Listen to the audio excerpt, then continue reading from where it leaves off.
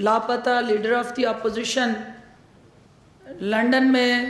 سیر و تفریح اور حشاش بشاش لندن کی سڑکوں میں نظر آتے ہیں. جو ہی نیب کی بات آتی ہے تو وہاں بیماری کا ذکر چل پڑتا ہے. میں صرف یہ کہنا چاہوں گی کہ عدالتیں پاکستان میں آزاد ہیں.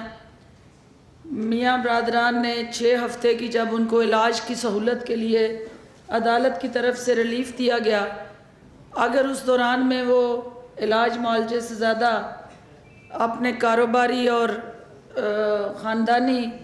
مفادات کو اکٹھا کرنے میں اور اوورال پروٹیکٹ کرنے میں لگے رہے اور صحت پہ توجہ نہیں دی، کیونکہ میری اطلاع کے مطابق وہ جیل سے ضمانت کے بعد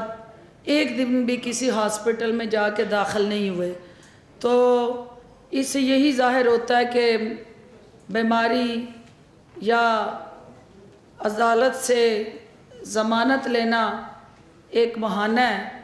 اصل نشانہ لندن جانا ہے.